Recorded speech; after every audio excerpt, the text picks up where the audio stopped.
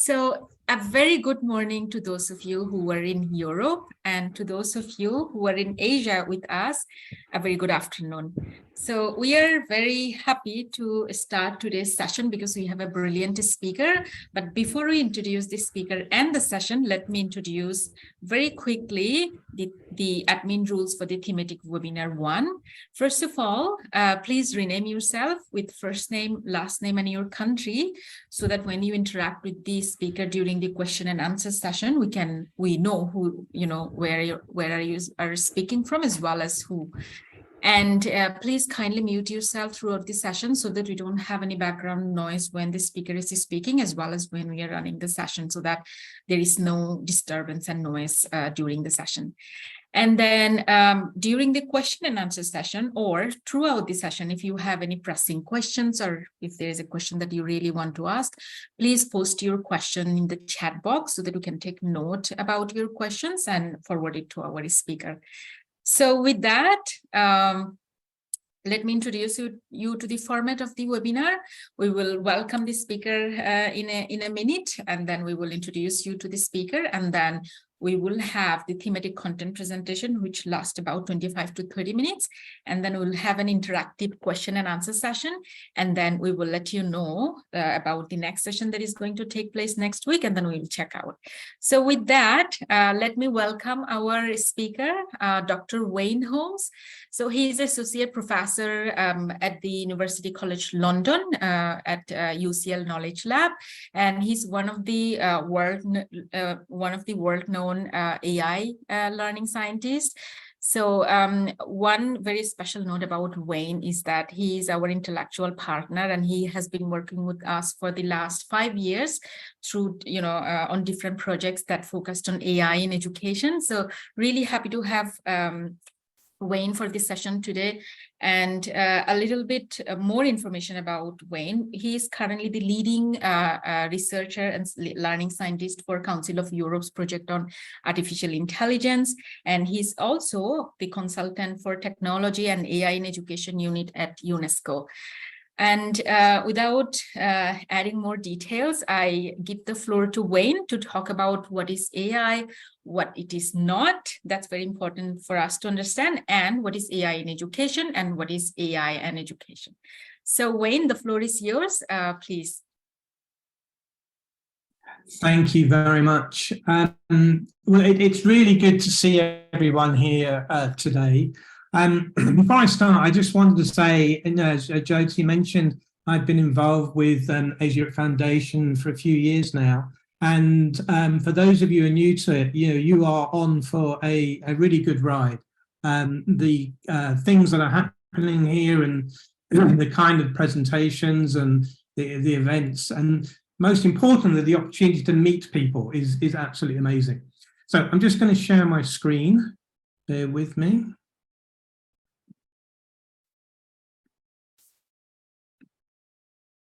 So hopefully you can see my first slide.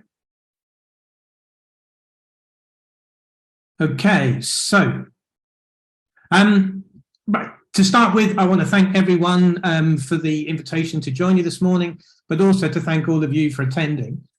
So in my talk, I'm going to be thinking about AI in education, and I take a typically critical studies perspective. Now, as you're aware, at the moment, AI in education is rarely out of the news. And there are many people who are going to tell you how amazing it is and how it will transform teaching and learning, especially else, in higher education and schools and everywhere. So I'm not going to do that. You might sometimes think I'm being a bit negative, but I like to think that I bring a critical but constructive perspective. Anyway. To start with, we know that AI can be pretty impressive. So we've seen it beat the world's best player of Go. It can automatically identify diabetes from retinal scans.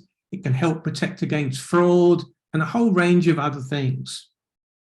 But what I'm going to do is just try and think through what AI actually is and what it isn't.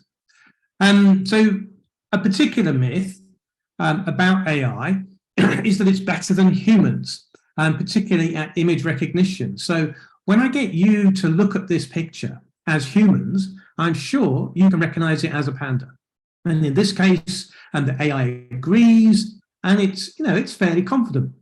But what happens when we mix that picture of the panda with this noise, this visual noise? And we get this. Now, I ask you again to look at it as humans, and I'm pretty sure you're all still going to identify that as a panda. And the cool thing is that now the AI is 99.3% confident. And the problem is that it's confident that it's a gibbon. Here's another one, AI biases. Now, if you happen to be male and white, like me, then AI-enabled face recognition is pretty accurate. If you have darker skin, it's not so accurate. If you're a woman, even less so. And if you're a woman with darker skin, well, the AI is terrible. But having said that, these biases hide a bigger question. Is AI facial recognition ethical at all? So this is something we really need to think carefully about. Another myth about AI is that it doesn't need people, but that's not true. A human sets the objectives. A human chooses and cleans the data, and then a human labels the data. Now, this picture is from a developing country. This is one from Kenya. And here the workers spend all day identifying the objects in streams of video. So here's a person, here's a car, here's another person. Day in, day out, this is their job. And they're not very well paid at all, but these labelers, they're known as the ghost workers of AI. And without them, much AI does not function at all. But also, a human designs the network and writes the algorithms, a human trains the network, a human creates the output, and then a human makes the value judgments. So although we have this impression that AI is out there and does it on its own, it simply isn't true. We were also told during the pandemic that AI was going to bring huge benefits and help us to identify vaccines and tackle it in different ways. But the reality is that AI contributed very little. As it says here, none of the thousands of AI models were of clinical use. And this is just one meta-analysis. I know others that say a similar thing. So again, AI is impressive, perhaps not as impressive as many people claim. Here's another one. At the same time, our increased reliance on AI means that the whole world is becoming increasingly reliant on a very small number of big tech companies over which we have no democratic control.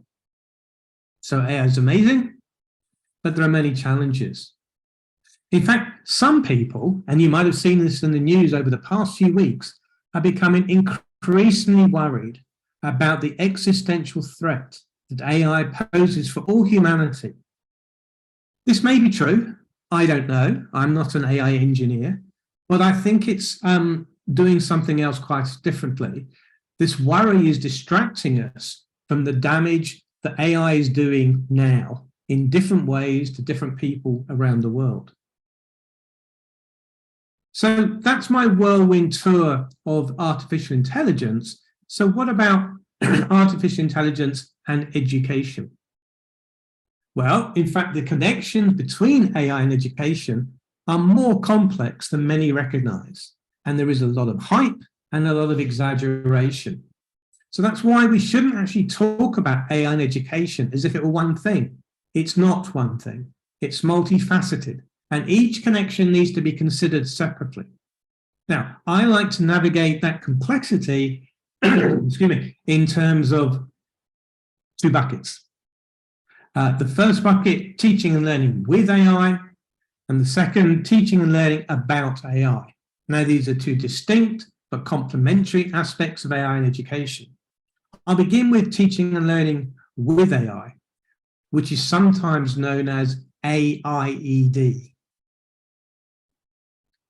There are three types: student-focused AIED, teacher-focused AIED, and institution-focused AIED. So I'm going to look at institution-focused AIED first. So institution-focused AIED is the most similar to the AI that's used in many businesses. It's kind of the AI for the boring back-end education administration tasks.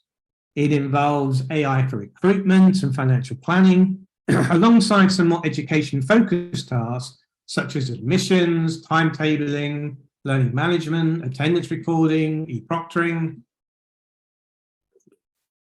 And although these are important and growing, this area has actually probably received the least focus by researchers or the commercial sector, although it's likely to grow in importance in the following years. So what about student-focused AI&ED then? Now, this is where all the money is and where the focus has been for more than 40 years, which is why there's so many different types listed on the screen. I'm only going to summarize a few. So here's the first one. These are the so-called intelligent tutoring systems, or more properly, adaptive tutoring systems. The list on the right are just some of the multi-million-dollar funded companies that are already offering this kind of tool. Now, in summary, the system provides the student with some information on the screen, an activity or a quiz, and how the student responds determines the next piece of information, activity, or quiz. Now, this adaptivity means that in theory, every student follows their own pathway through the material to be learned. Another example are what I call learning network orchestrators, which use AI to connect people together. Like this one on the screen is Smart Learning Partner from Beijing Normal University. And what I particularly like about this tool is two things. One, it's the student who's in charge, not the AI. And two, it's actually quite simple AI, but it's using it in quite a smart way. My third example are the chatbots, which are increasingly being used across education to provide immediate support to students. I mean, it's mostly about practical things such as where's my next class, but increasingly it's starting to creep into other areas. Now, as I've showed at the beginning, there are many other student-focused applications of AI, and I could go on for a while. But what about teacher-focused? Now, on the screen, some of these are real, but many are possibilities. And there's actually been relatively little AI that's genuinely designed to support teachers. And for me, a dashboard doesn't really count. Now, I have managed to find a few, but I've not been able to find out much about them. But here we go. This first one is using AI to curate educational resources. So we all know that open education resources can be great. There are a lot of them out there, and some of them are not great. But these AI tools are out to try and identify the education resources that could be useful to a particular teacher. But all of these I've tried, and they all need a lot more work to be really useful. Then there's this tool. This is the AI coach from a company, Athena, and it's basically an adaptive learning tool for teachers. Then there are tools designed to support human teachers as they mark assessments. In other words, rather than AI saying it can do the assessment, it's the teacher who does the assessing, and the AI provides support. So that's the broad range of different types of AI and education that we have, and some suggestions for the future. But what about the many challenges that follow? First, many claim, particularly those multinational corporations, that their AI education tools are intelligent, but they're not. No AI education tool is anywhere near as intelligent as a human teacher. Most of you are teachers, so don't worry. These tools are not as intelligent as you. Now, it is true that sometimes they might appear intelligent. I'll come back to that later, but that's a long way from actually being intelligent. Another claim is that these AI-ed tools will save teacher time. Now, the reality is that that claim has been made about education technologies for almost 100 years, and it's never happened. Now, I know that most teachers, including me, would love a tool that takes care of their marking. but no AI system is capable of the depth of interpretation or the accuracy of analysis that a teacher can give. And what about personalization? This is something we hear about all the time from governments around the world. It's an ambition that's again been around for almost 100 years, but it's re-emerged most recently from Silicon Valley. If we can have personalized recommendations on video platforms such as Netflix or shopping platforms such as Amazon, why can't we do that in education? But for me, this completely misses the point. Some AI tools might provide each student with their own individual pathway through the materials, but they still take them to the same fixed learning outcomes as everyone else. For me, this is a weak understanding of personalization. It's actually more like the homogenization of students, ensuring that they all fit in the right box. For me, real personalization is not about personalized pathways, but about helping each individual student to achieve their own potential, to self-actualize, to enhance their agency, which is something that no existing AI tool does. Education, as I'm sure most of you will agree, is also about collaboration and the other social interaction aspects of teaching and learning, which is the complete opposite of the so-called personalization. And then there are the ethical questions, starting with the ethics of data and algorithms. Issues such as informed consent. When these tools are introduced to classrooms, rarely are the students given a choice of whether they use them. Then there's privacy, or is it surveillance? And ownership. Who owns the data that the students create with their interactions, the students or the commercial developers? A recent report in the UK by the Digital Futures Commission found that edtech companies such as Google are collecting, and I quote, unknown quantities and types of personal data from child users during their learning and use this for commercial purposes. But although thinking about the ethics of data is necessary, it isn't sufficient. There's also the ethics of pedagogy, in particular pedagogical choice. Almost every existing commercial learning with AI tool adopts an effectively behaviorist or instructionist pedagogy, an extremely primitive approach to teaching and learning that involves spoon-feeding information while avoiding failure, and which ignores more than 60 years of pedagogical development.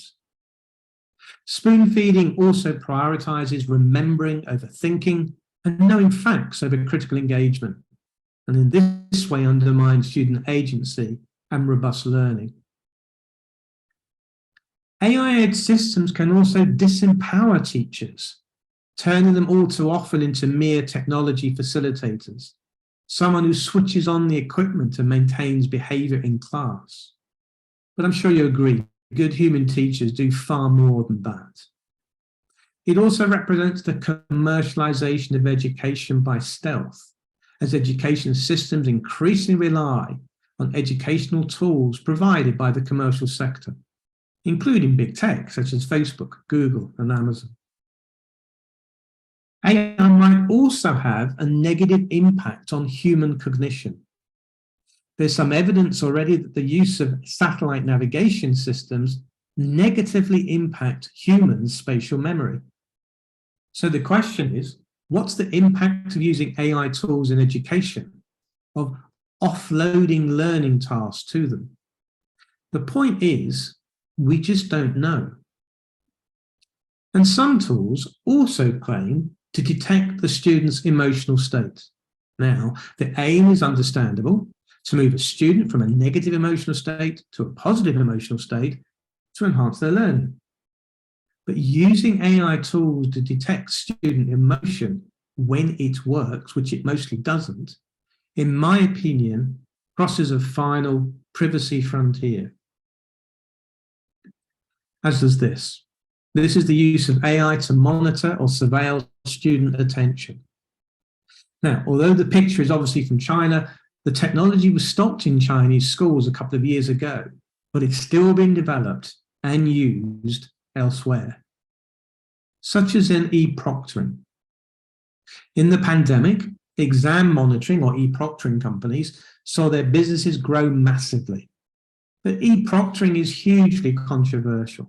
It's accused of intrusion, failing to work properly, preventing students taking their exams, exacerbating mental health problems, to just name a few.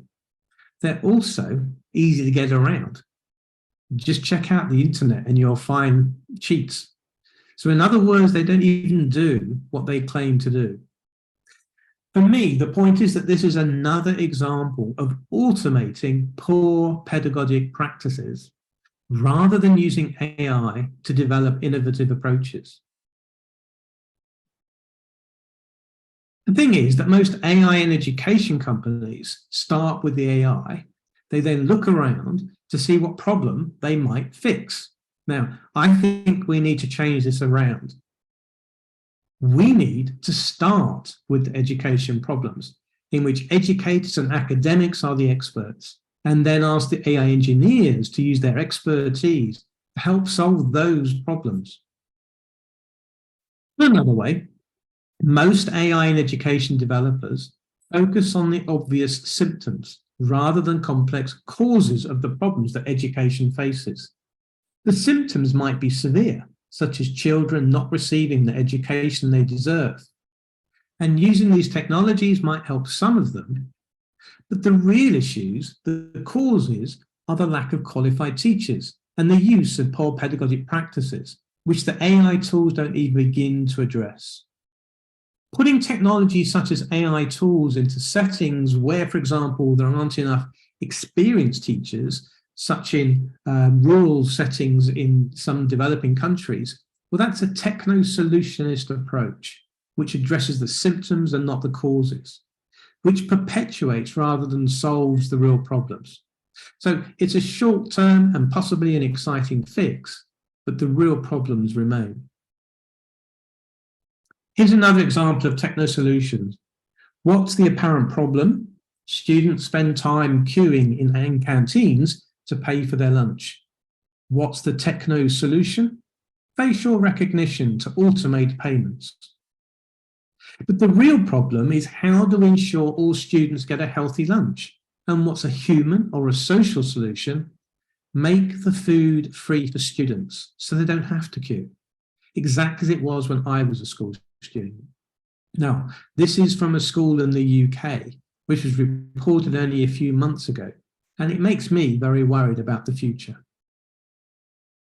AI&ED can also undermine children's human rights, their human rights to dignity, to autonomy, to be heard, to not suffer from discrimination, to privacy, and to be protected from economic exploitation.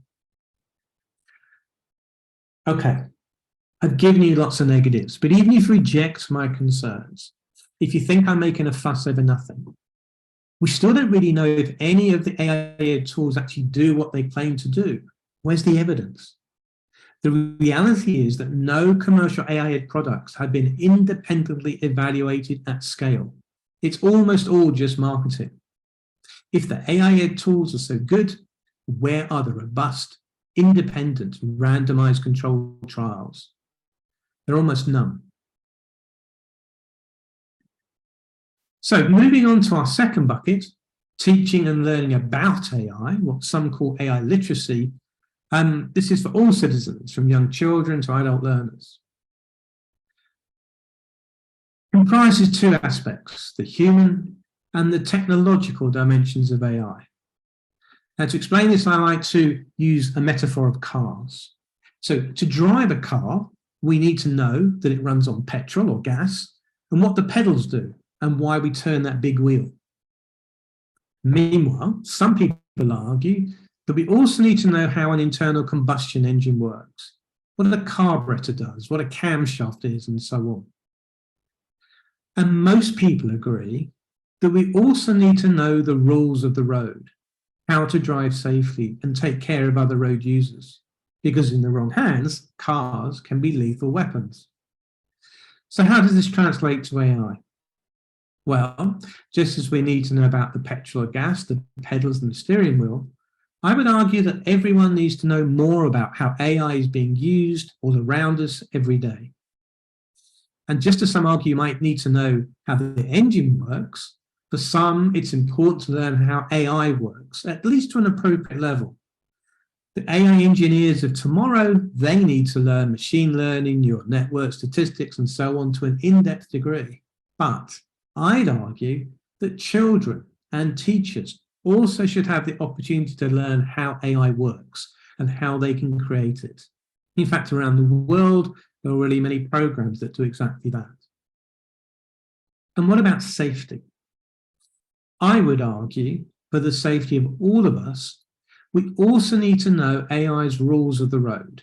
What do we need to think about to ensure that AI is ethical and has a positive impact on humans and human rights?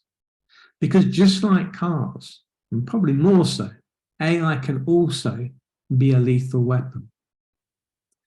Put another way, while the teaching of AI does involve a technological dimension, how AI works and can be created, there's also the human dimension. The impact of AI on humans, on human rights and ethics, how we deal with AI hype, AI biases, fake news, and so on. And I believe that the teaching of AI needs to bring together both the technical and the human dimensions of AI, interwoven throughout the course. The problem is that AI, the teaching tends to focus on the technical dimension, and the human dimension is forgotten or minimized, tagged on to the end of a course. So what about generative AI? This has led so many people to begin talking about AI&ED, and for probably the first time in the community's history. And it's this public accessibility of generative AI, beginning last November with ChatGPT. Now, a quick search of the internet will come up with a huge range of possible uses of generative AI in education. But there's been an almost equal amount of worries around the world, particularly about the impact of generative AI on summative assessments, and especially on cheating. There are already products designed specifically to help teachers use generative AI to create lesson plans and lesson materials, and many websites giving suggestions of how generative AI can be used in education. However, there are many problems. First, the text that ChatGPT outputs, it looks human, but it isn't. It looks accurate, but it isn't. It looks intelligent, but it isn't. And it looks as if it understands, but it doesn't. If you use it to generate some text about something in which you are an expert, you will notice immediately its superficiality, what it misses, what it makes up. But students and other novices are unlikely to notice all that. To them, it can look definitive, which it is not. So for me, a key danger of these tools lives in that disconnect between the appearance and the reality. The second problem is that these tools have been launched without being properly tested. That's a bit like launching a new car without fully testing its safety. But it's not just about the dystopian future that many are talking about. As I mentioned, the talk is distracting us from today's ethical issues. For example, given that generative AI scrapes all its data from the internet, its data is full of horrific materials and biases, which is why OpenAI, the company that created ChatGPT, has employed thousands of workers, many in countries, again like Kenya, to identify and prevent these objectionable materials appearing in ChatGPT's output. This is known as setting up the guardrails. And the Kenyan workers, they were paid just $2 an hour to sift through all the nastiness. Now, the ethical issues here, they're plain to see. So, in conclusion, what some AI tools can achieve in education is impressive. And the researchers have overcome some huge technical challenges. So in a sense, they've managed to climb this huge mountain. But still, the tools that they've developed are very limited when compared with human teachers and contemporary pedagogy. And frequently, they are highly questionable. Perhaps most importantly, though, they ignore the bigger mountain of possibilities that AI might help achieve. Rather than automating poor pedagogic practices, in my opinion, AI developers need to leverage AI's amazing potential to innovate teaching and learning without compromising pedagogy or human values, to empower students and teachers, to support inclusion and equity, and for the common good. To be clear, I'm not saying that AI in education, or generative AI are always bad. I do still believe there is some amazing potential. But I am criticizing current application and the way things are developing. In my opinion, we need to change the trajectory. So what I am saying is AI is amazing, but not as amazing as many people claim.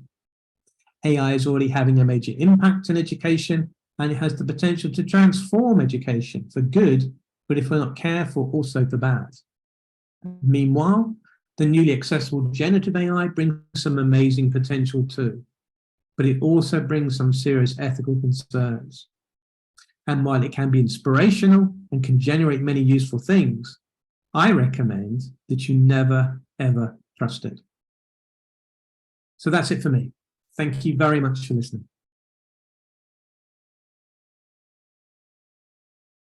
Thank you, Wayne, for a brilliant presentation. You have given us a lot of food for thought, and as well as a lot of critical perspectives as well. As Wayne mentioned, he takes a critical stance when it comes to AI in education. So hopefully, you were not having a very strong negative view after Wayne's presentation, because he also acknowledges that there are positive aspects regarding AI in education. So now we open the floor to all of you to ask questions from Wayne. Just a quick note, he needs to leave the presentation around 4:55. Is that correct, Wayne? Sorry, Asian time 4:55 and European time, that's 10:55. So this is your chance. We have actually a lot of time to ask questions. So those of you who want to post your questions in the chat box, please feel free to do so. And for the others, if you want to directly ask me any question, please raise your hand and then we will. So I see a number of hands. But before that, actually, I wanted to quickly comment on Susanna Thomas from New Zealand. She posted a comment that the founder of Khan Academy, Sal Khan, he kind of advocates for how AI is, currently bringing a lot of positive transformation in education. And then I saw Jyotsna, one of our faculty collaboration participants, her response to it, that there is already actually a lot of problem with this app called Kamingo. So Wayne, would you like to comment on that first? Well, Sal Khan is obviously cleverer than me because he's established a very successful organization. But I have to say I'm not impressed. The original setup of Khan Academy was just videos, and the videos could be useful to some people, but often they're not useful. And now, and increasingly over recent years, he's recognized that videos has not been helpful. So he's been changing and changing and changing what he offers. So does it provide some useful things? Yes. As a whole, is it good? Personally, I'm not that convinced. I think there are a lot of problems there. And I think the speed with which they've implemented generative AI into their platform is itself a cause for concern, because we don't really know the problems and they're ignoring the problems that we do know, such as the ethical issues about how this data, how these tools actually work. So I get that they can be useful tools in classrooms, but personally, I would choose not to use them. Thanks, Wayne. I see that Fernando Oringo from Vietnam, he has a question. Please, Fernando, unmute yourself and then go ahead. Thank you so much, Wayne, for giving us a very good insight. So I guess the big question right now among us teachers, with these challenges and opportunities and experimentations of AI that has brought to our situation right now, where should we teachers position ourselves regarding these challenges? That's a really good question. I think that the key thing is, step one, is that you need to try hard to understand what these tools are, what they can do, what their ethical issues are. And that's hard, right? It's not an easy task to do, but that is what I think teachers need to be focused on. And it's only when teachers have that depth of understanding will you be in a good position to make decisions about which tools are useful and ethical and efficacious in your classroom.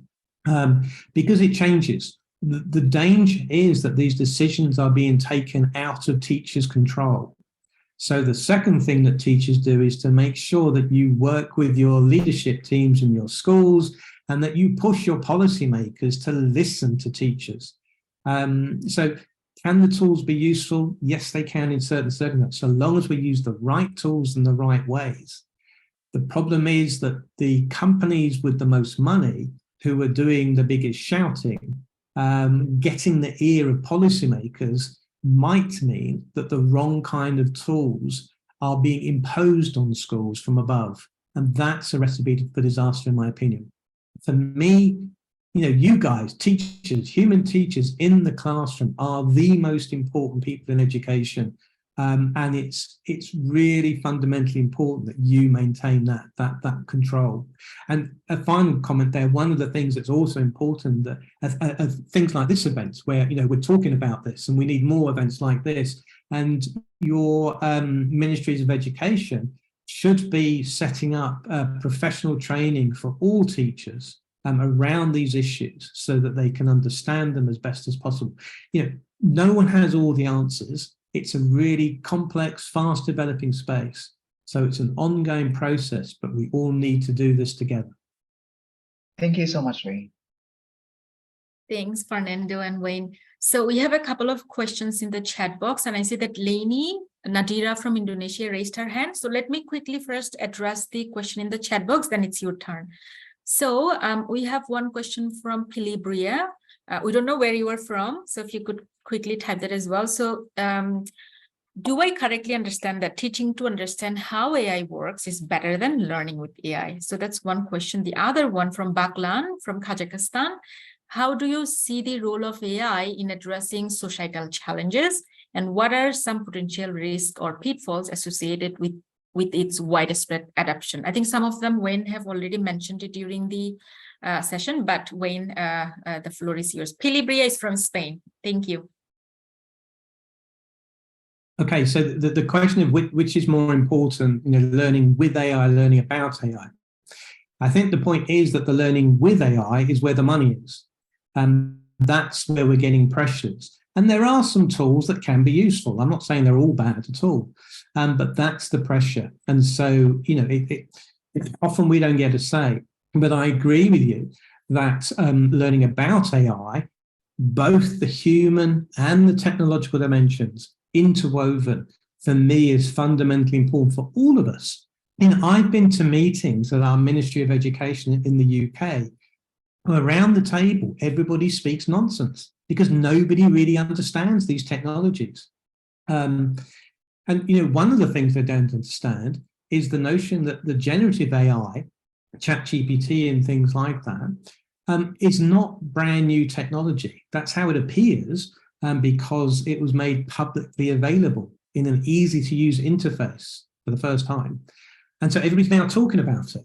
But, our ministries of education, they should have been aware of these tools for at least 5 years. And instead, they're running around like headless chickens, wondering, what do we do with it when it's arrived now? And for me, that's the real problem. So we need to be thinking about these tools carefully, and thinking about the ways in which we can go forward and understand and make choices about who's in control. So, for example, in the US, I can't remember his name, Bryn Sergi, the guy who set up Google, arguing very strongly that CEOs of technology companies should be in charge of determining what AI can be used in what settings. That's a horrific idea. They're doing it because they want to build their businesses, which I understand, that's their job. But it should be policymakers working with the actual people, teachers, who make these decisions. So yeah, it's quite a big challenge, but I think it's important that we all engage. And Jayat, I'm very sorry, but I missed the second question. So the second question is about, so it's from Baklan from Kazakhstan. He wants to know, how do you see the role of AI in addressing societal challenges? So he's moving from education to bigger societal issues. And what are some potential risks or pitfalls associated with its widespread adoption? Well, in heavily technical fields such as medicine, it looks like AI is making real benefits. But in other areas, it really isn't clear at the moment, and we've got so much hype. So, for example, there are the big calls for using AI to tackle climate change. Now, climate change is clearly one of the most important issues of our day, and any help we can get is important. But the reality is that lots of AI contribute so much to climate change because they're massive uses of power. That actually they're part of the problem, let alone the solution. So it comes back to the techno-solutionism I mentioned earlier, that we need to think carefully about all of the problems that we have and look at the social ways in which we can address those problems before we resort to technologies. Because often, focusing on the technologies to begin with can distract us from doing things that can be profound and relatively cheap to do. But the technology ones are quite exciting and dramatic, but they might not have the positive benefits that we hope for. Thanks, Wayne. Lainey, the floor is yours. Yeah, thank you. Am I audible? Yes.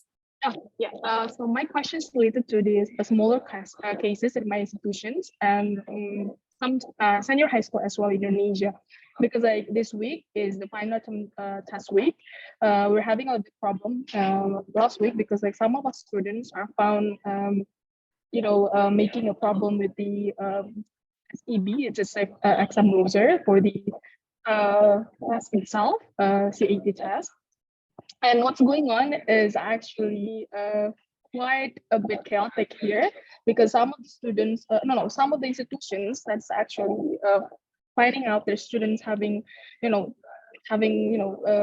ChatGPT as a cheating process and stuff in the test, is their first response is their shock, and also negating all the process of this AI and stuff. So the discussions about AI all things so bad, and we some of the institutions think like they need to go back to the paper-based tests.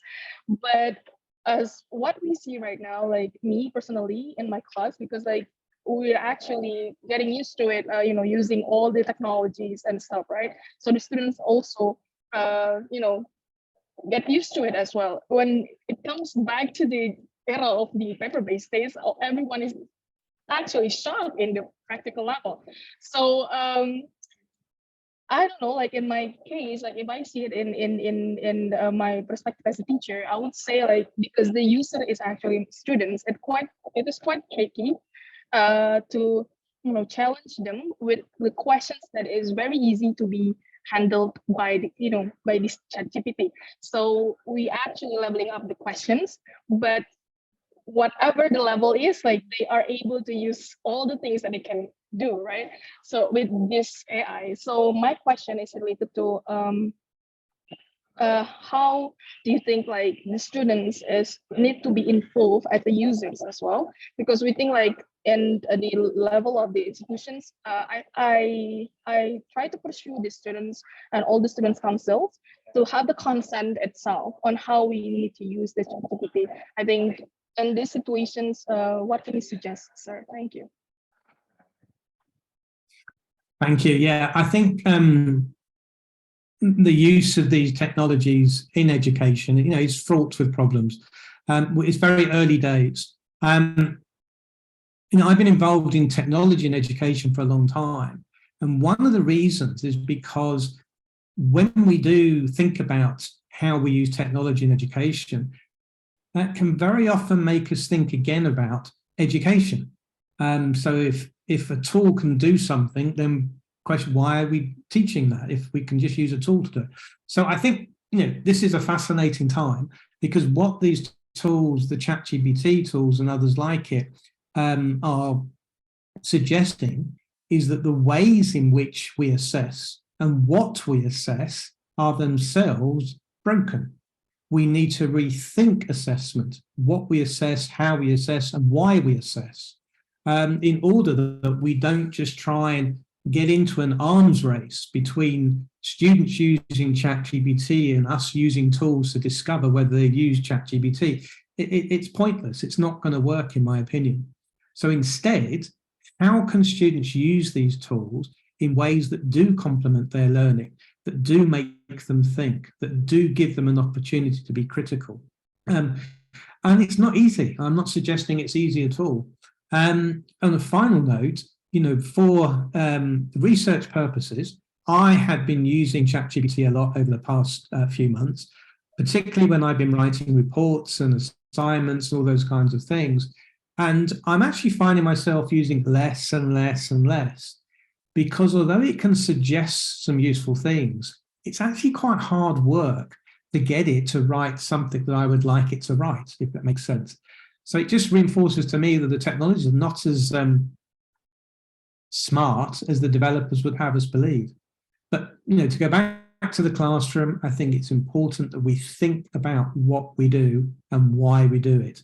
So, the arrival of ChatGPT and others, could help us rethink education more broadly. And that could be the real revolution, not the introduction of the tools into the classroom directly, but how it makes us think about what we want from our education for our students going forward. And that's what I think anyway. Thanks, Wayne. Just a quick reminder, we have 10 more minutes with Wayne. So please, when you ask your question, be very precise so that more participants have opportunities. I will quickly summarize some of the comments and questions we have in the chat box. And then I see that Adnan from Pakistan raised his hand. So after I summarize, the floor is yours, Adnan. So the first question is from, it's from Jubaida from Malaysia. How will the future of AI impact educational leaders? So very specifically on educational leaders. And Tito Livio from Portugal wants to know, do we always have to criticize the result of generative AI? So that's another question. And the next one, I think Wayne already provided answer for that. It's regarding the use of ChatGPT. So I'll skip that one. Juliana from Malaysia, she wants to know, as you know, there are pedagogical theories such as social learning theory. So for AI, do learning scientists need to come up with a specific theory, or does it sound ridiculous? So with that, Adnan, the floor is yours. Or Wayne, would you like to first respond to these questions from the chat box? Yeah, so the first one about education leadership, I think they have been caught sleeping generally by AI&ED. As I say, that the industry or the research community have been around 40 years, and these tools have been around for at least 6 years. And so everyone's panicking. But it comes down to, our education leadership teams need to become much better informed about how these tools work, what their potential are, what their ethical issues are. And only then will we be able to use them in the right ways, if you like, use them in good ways. Yeah, and I think there's a sad lack there. As I say, Ministry of Education meetings when nobody knows what they're talking about. And if they don't know, then how on earth are school leadership teams meant to understand it, and how are teachers meant to understand it? So it's challenging, but we need to think about this and put lots of effort into it. And, and again, you guys attending this thing with ASEF is part of that story, and it's good that you're here. And the second question was about, do we need to criticize generative AI outputs all the time? In my opinion, yes, because I don't trust them. I really do not trust them at all. And they are impressive, no question. And the technology and the human intelligence behind how they work is amazing, no question. But every single thing the generative AI system, be it a text one or a picture one or a piece of music one, Do we need to question it? Personally, I think absolutely we do. We need to challenge it at every step to understand how it's working and what it's doing, and not just take it at face value. And Joseph, I'm sorry, I've tried to keep all three into my head, but I missed the third one again. We will, I think, come back to that because I also summarized a couple of new ones we have. Adnan, please go ahead. The floor is yours. And then Kutu from Bangladesh. Yeah. Thank you, ma'am. Thank you, Wayne, for such a wonderful presentation. I have a question that teaching is a labor of love. How AI or teaching with AI helps to make my job less laborious, less time taking, and makes and AI perform or works with me as an assistant teacher. And I hope it's possible. Well, I agree with your first point. I think it is a labour of love, but it's also a profession, and we need to, teachers need to be supported properly. And your question is, can we use these tools to support? Absolutely. I'm not arguing against using them to support. I'm arguing that it's using the right ones in the right way. That's, for me, is the key. So I'm not asking you not to use these tools, not at all. I'm asking you to think carefully about which tools are beneficial in your classroom to support your work.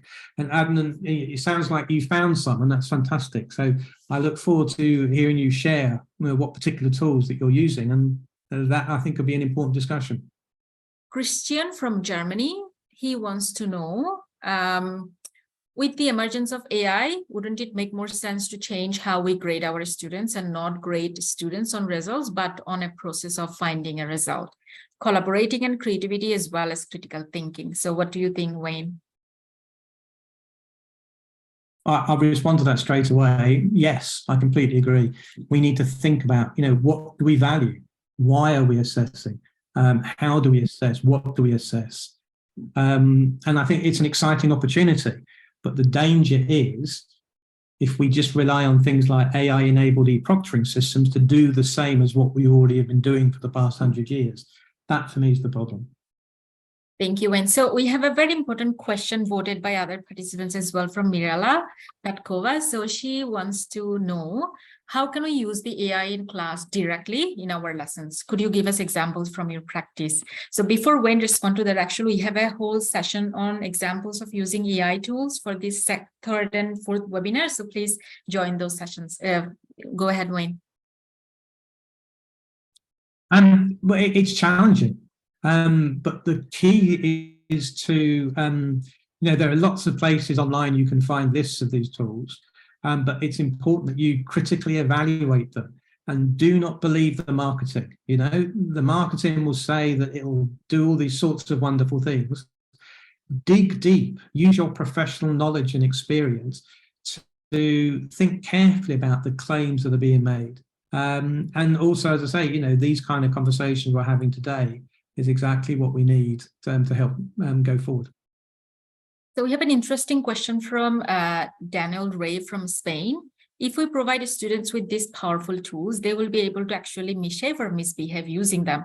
Do you believe that the EU or UK must be very conservative on their AI Act to be approved this year in Europe? And the use of AI in schools, or by doing so, it would be like forbidding to buy a hammer at the store because you can use it to kill someone. In their school, they can't actually allow, for example, this kind of tool. So what are your thoughts on this?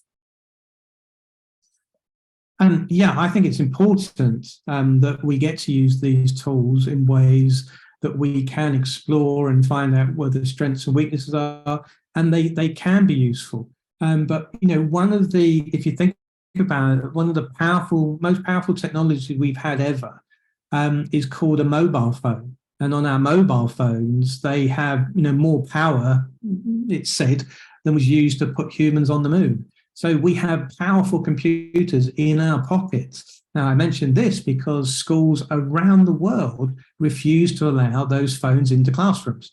So my point is, I'm not saying they should or they shouldn't.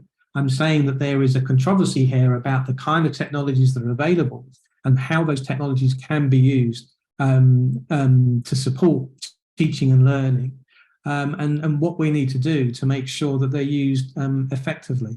Well, and the final thing I'll mention, this is mostly relevant for those of you from Europe, but I know a lot of countries from Asia do look to the Council of Europe's work.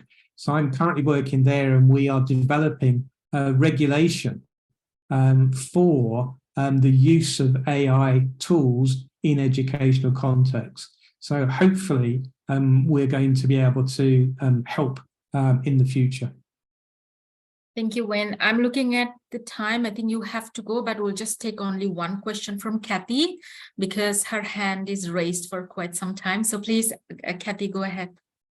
Thank you, thank you. So, as you mentioned just now, the application used in China, but Chinese parents, they do not believe in AI.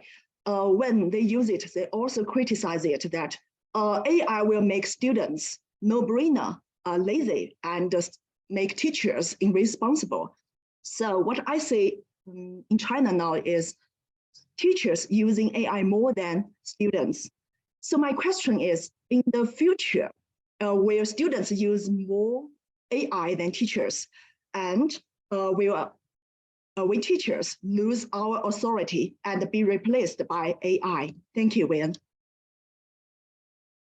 A really interesting point. I think, you know, our students today are our older citizens, workers, professionals of tomorrow. And it's ridiculous if they can't access and use the technologies that are available. But again, I just reinforce it's about the right technologies, and it's about maintaining the situation in classroom. For me, the teacher is still the most important person there to make sure that the ways in which the technology and the particular technology being used are used in productive and useful and supportive ways.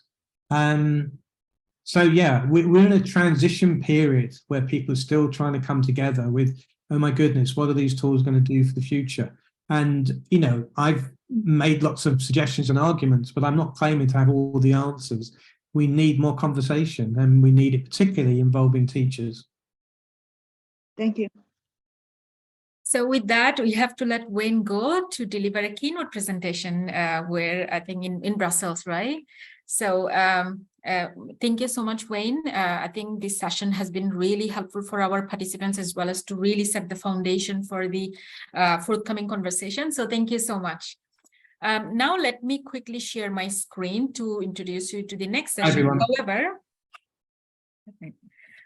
However, I see that we have quite a number of interesting questions in the chat box that we couldn't address today. What I'm going to do, I'm going to compile them. And I saw that Baklan, you raised your hand again, and we haven't heard the question from Kutub from Bangladesh. So please, if you can type your questions in the chat box, I'll compile them and send to Wayne, and we'll try to get a response so that we can share it on our e-learning platform so that everybody can access and you know, share and learn the perspectives from these questions as well. So with that, let me quickly share my screen again. So for next session, we'll have Dr. Margus Pedaste from University of University of Tartu, Estonia, and he's also a visiting professor at UC Berkeley in California, USA. So he will be talking about the key concern and challenges of using AI in education in detail, and hopefully this will strengthen your understanding about the critical issues of using AI in education. Some of the questions that we couldn't address, I think Professor Margus Pedaste, he will be able to address those as well. So please join the session live as well for the session. And with that, really grateful for such active and interactive participation from your side, and also making time for this live session instead of, you know, watching the recording, because we know as teachers you were really busy. So thank you so much to those of you from the school collaboration program, and also to those of you who joined live from the faculty collaboration program. With that, have a lovely morning and day in Europe, and a very lovely afternoon in Asia. Thank you.